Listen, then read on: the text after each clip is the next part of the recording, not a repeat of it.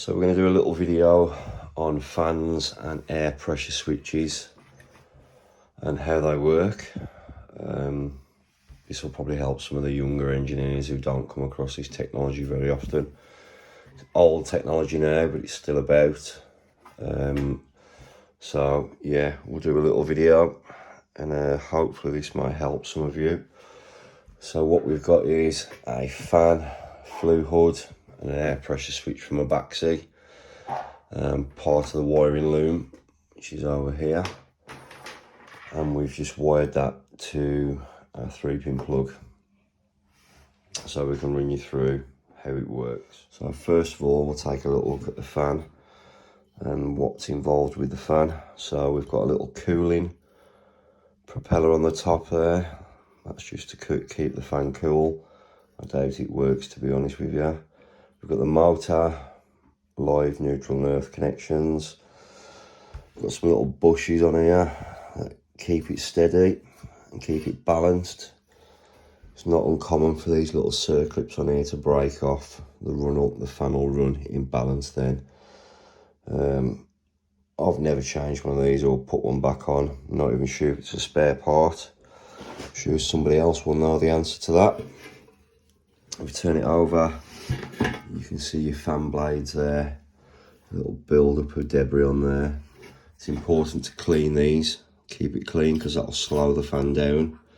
And also what you can find is if you had a large build up of dust on it for a while and you clean it off, the fan can start running out. It'll kind of wear to the weight of the dust of the fan. Flip the fan back over and we're looking in. This is now the flue duct. As you can see, those are your venturis there. Those are your 2 venturi pipes that come off and they go over to your air pressure switch, and their jobs are to create a pressure or create a vacuum and activate the air pressure switch.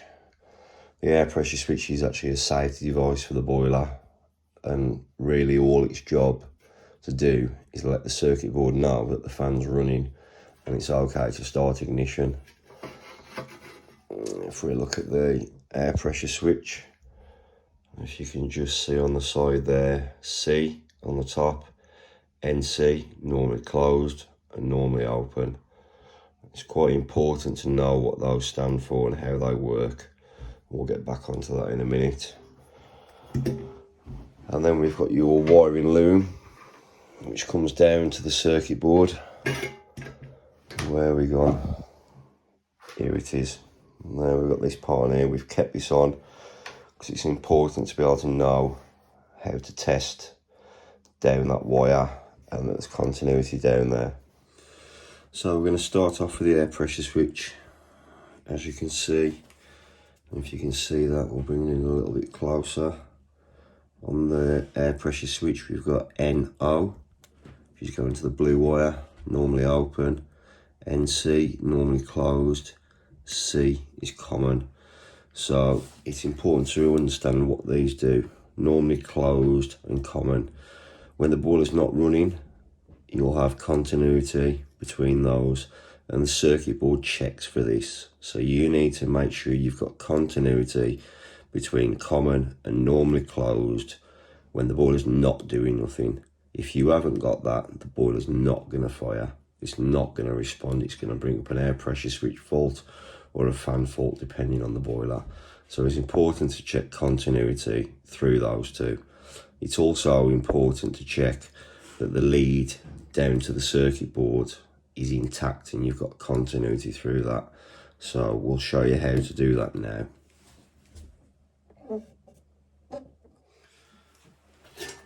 So this is the other end of the wiring loom, wiring harness. And if we go between the neutral and we get the other end of our lead, and we drop that into the neutral on there, so we know we've got continuity through that wire, the neutral's okay.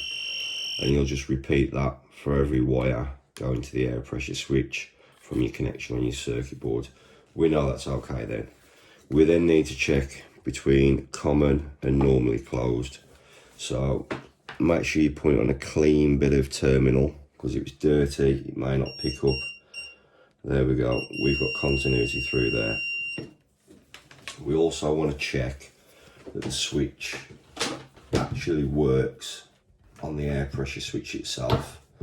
So what we're going to do is we're going to connect our own tube to the air pressure switch. We'll manually aspirate it with a bit of air. So we'll just blow down this tube.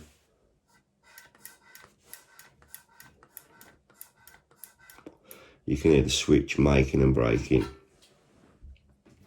So we'll now test continuity through normally open and common. That's going to tell us that the switch is working. So we've no air, no continuity.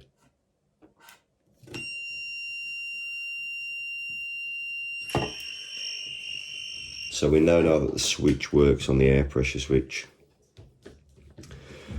We need to make sure that the diaphragm is okay in the air pressure switch, and also that the tube that's feeding it is not perforated in any way or split.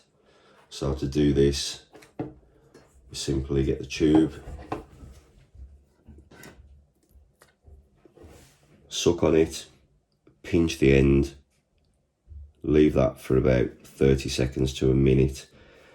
If that air pressure switch doesn't drop out, you don't hear it click, or you're testing with a meter and the continuity doesn't break, it's safe to say that tube and the diaphragm inside the air pressure switch is okay.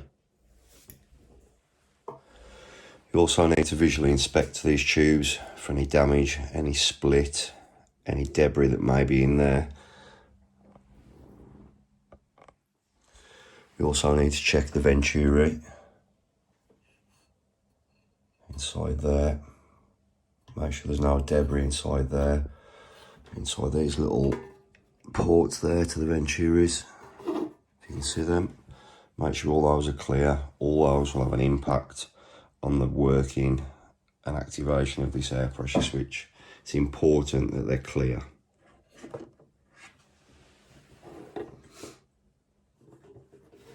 So how this works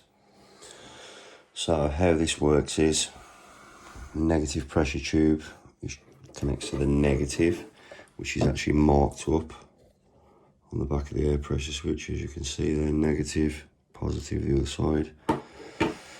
Negative pressure connects to that as the fan runs, creates a vacuum, as the air rushes past, draws, sucks on that, air pressure switch activates, which proves that the fan's running, and then the ignition cycle will begin on the boiler. So we'll just give some power to this fan now.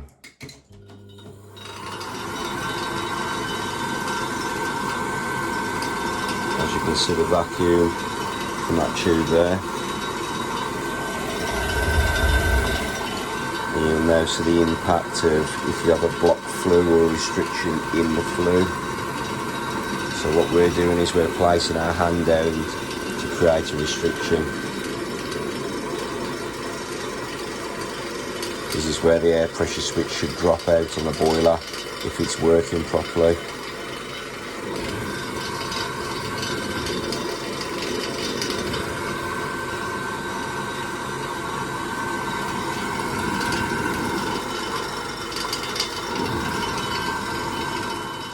So that's the air pressure switch and what it actually does. And as you can see, if you create a positive pressure, that air pressure switch is going to drop out. The burner on the boiler is going to drop out. Now if we look at the fan, it's important to measure we've got the correct voltage coming into the fan. So in this instance, it's 230 volts. So if we just apply a bit of power,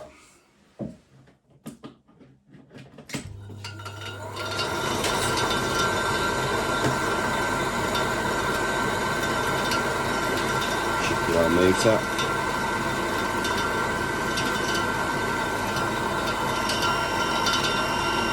$240 volts. We'll check that to an earth as well. 240 volts. So the polarity is correct, everything.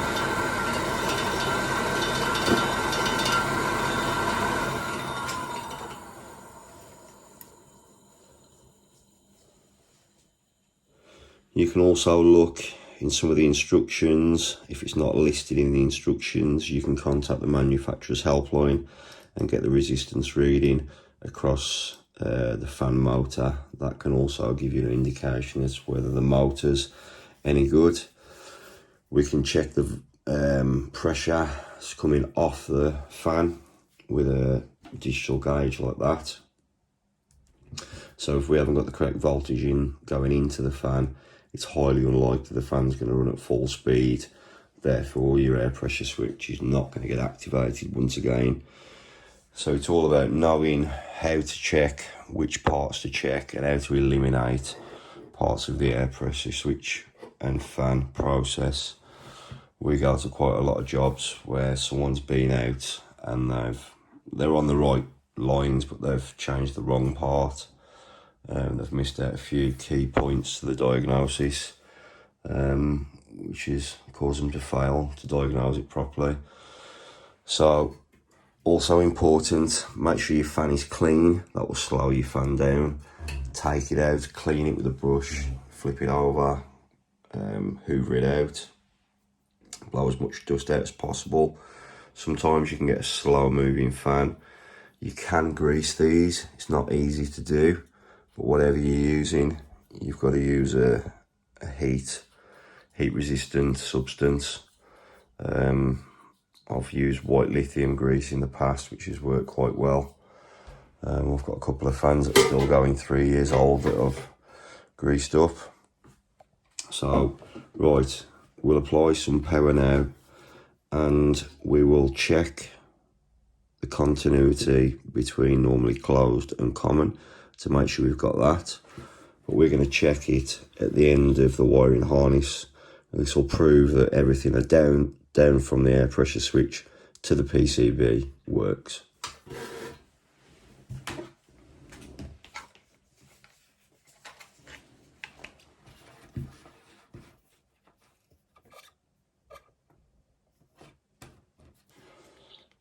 So we have black and blue. That's normally closed and common.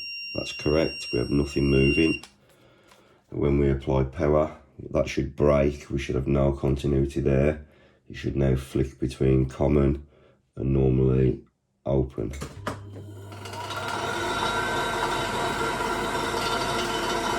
We have no continuity there. We now move it to the brown and the black, and we have continuity there. So that's telling us that our fan and our pressure switch are working. So whatever the fault on the boiler, if that was part of your fault, you can now eliminate that from the diagnosis process, because that's all working. Now,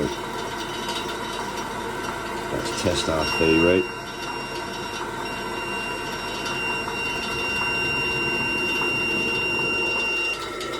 There we go. That's how the air pressure switch works. Pressure changes, air pressure switch cuts out.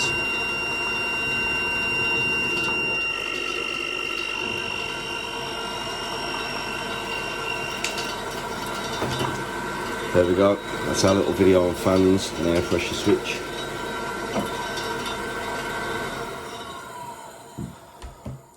Hope I helped some of you guys out.